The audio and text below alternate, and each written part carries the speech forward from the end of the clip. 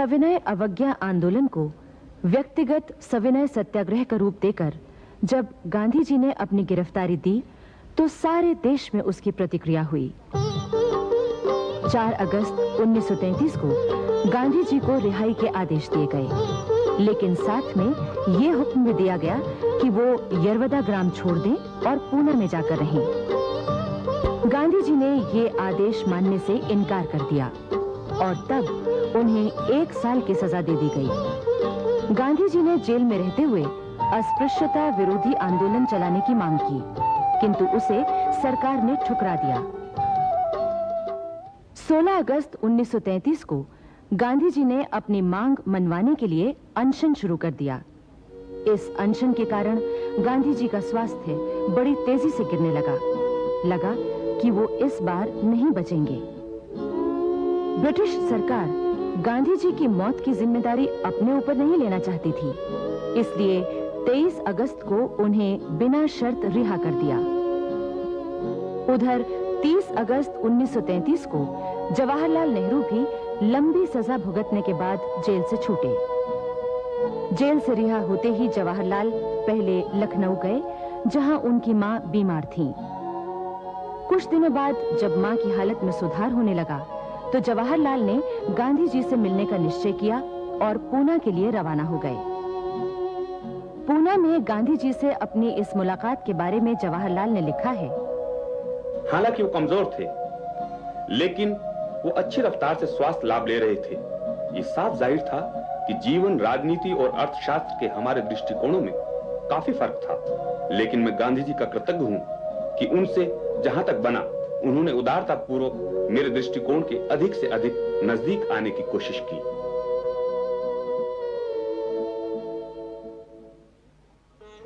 गांधी जी ने जब से जेल से अस्पृश्यता विरोधी आंदोलन चलाया था, तब से देश में इसकी व्यापक प्रतिक्रिया हुई थी। देश के बहुत से नेता अपने अपने क्षेत्रों में कार्य करने में जुट गए थे और बहुत से प्रसिद्ध मंदिर अस्पृश्य कहे जाने वालों के लिए खुल गए थे।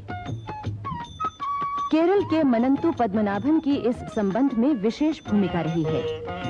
वो केरल के नायर परिवार में जन्मे थे। बड़े होकर उन्होंने एक वकील के रूप में ख्याति पाई, परंतु वे अपने ही समाज में फैले अंधविश्वास, अत्याचार, पाखंड और आडंबर से दुखी थे।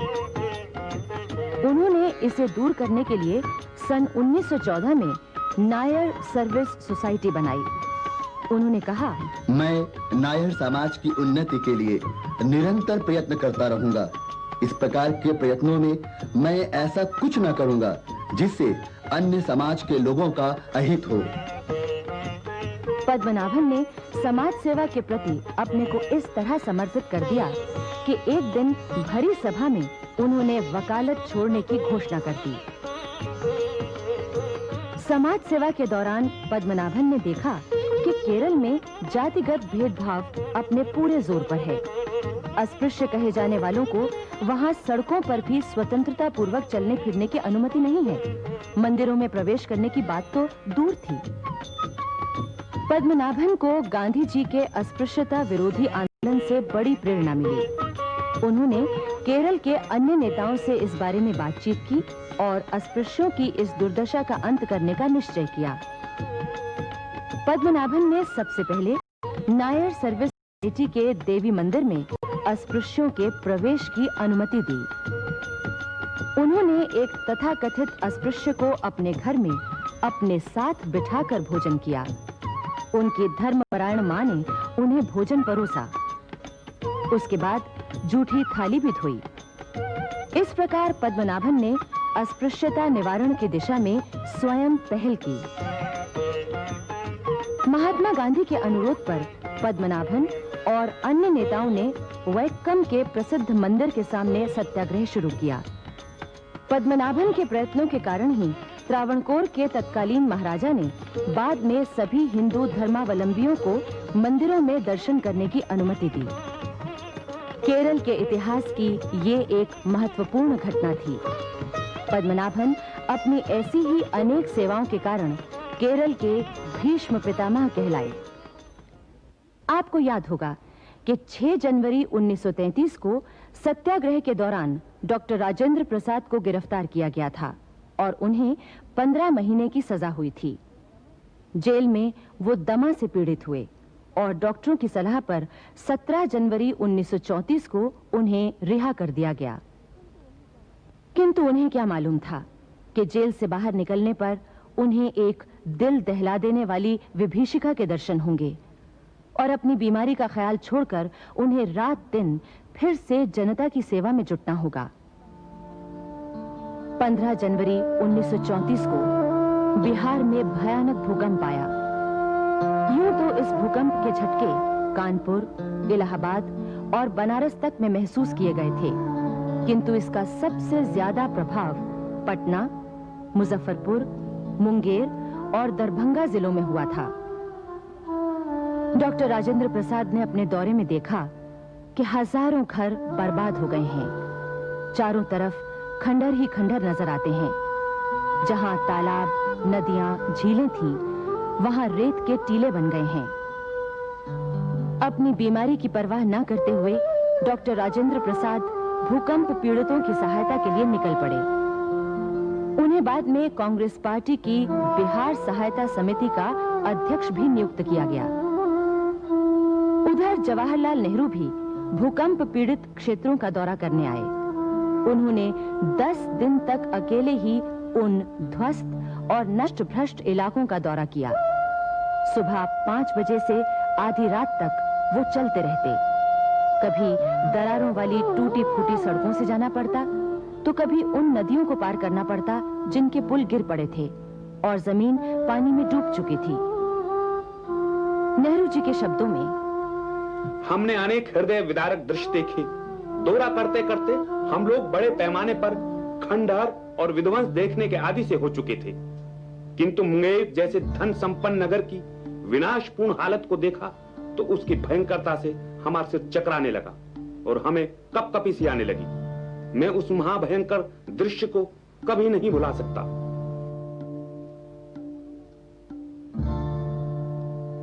जवाहरलाल नेहरू भूकंप पीड़ित इलाकों में जाने से पहले कलकत्ता भी गए थे।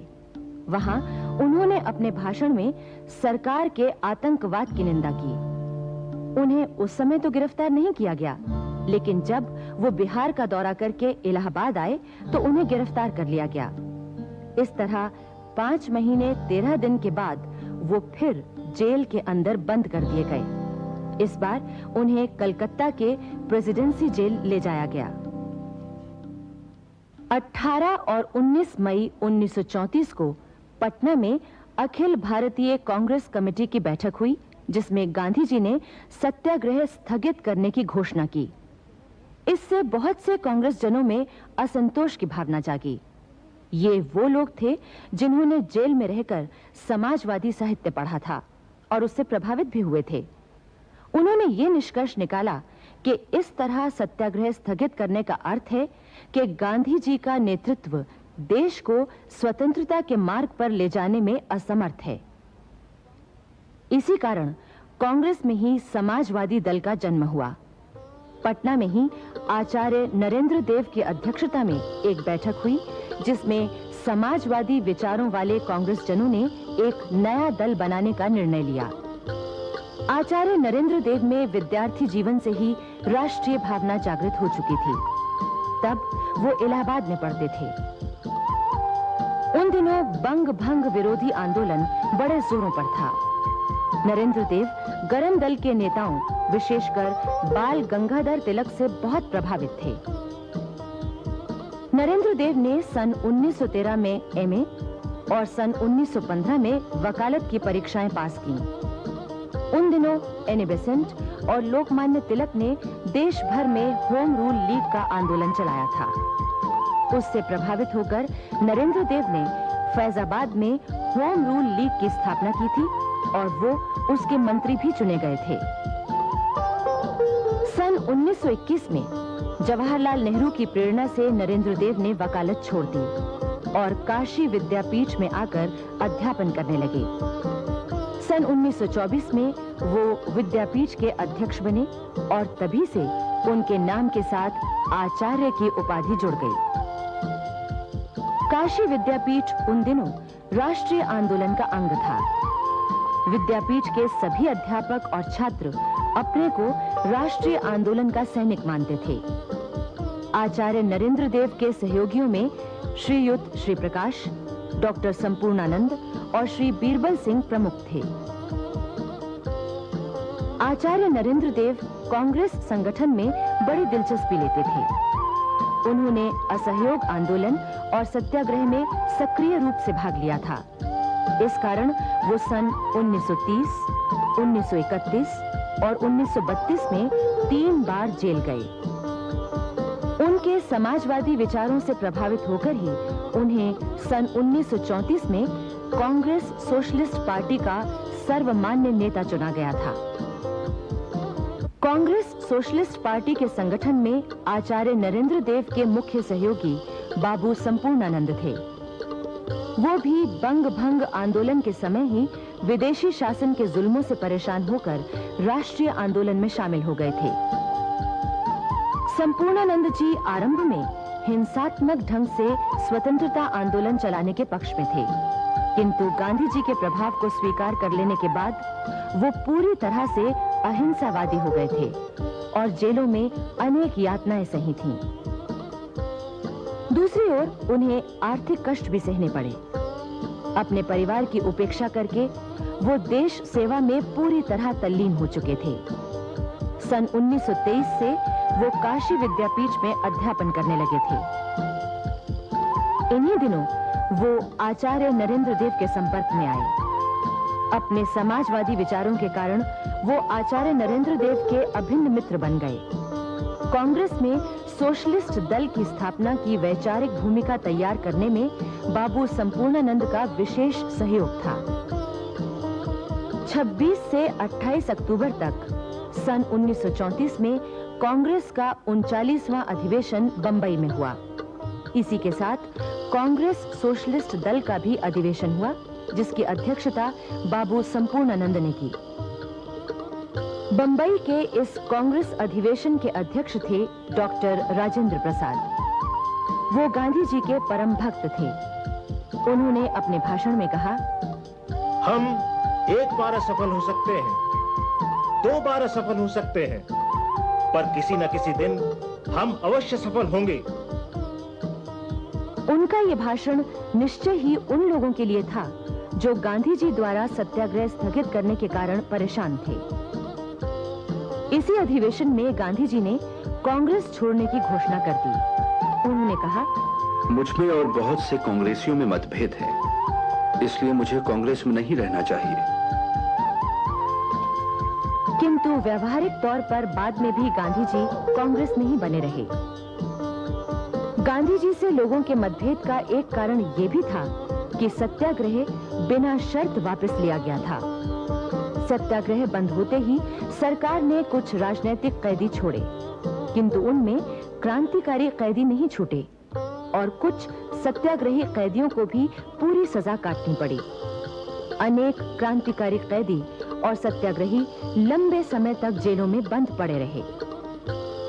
दूसरी ओर कलकत्ते की चीफ प्रेसिडेंसी मजिस्ट्रेट की अदालत में पंडित जवाहरलाल नेहरू पर मुकदमा चलाया गया था और 16 फरवरी को उन्हें 2 वर्ष के कारावास की सजा सुना दी गई। स्वतंत्रता संग्राम के दौरान नेहरू जी को दी गई कारावास की ये 60वीं सजा थी। जवाहरलाल नेहरू को कलकत्ते की प्रेसिडेंसी जेल से हटाकर अलीपुर जेल ले जाया गया था। 2 बरस की वो सजा उन्हें इसी जेल में भोगनी थी।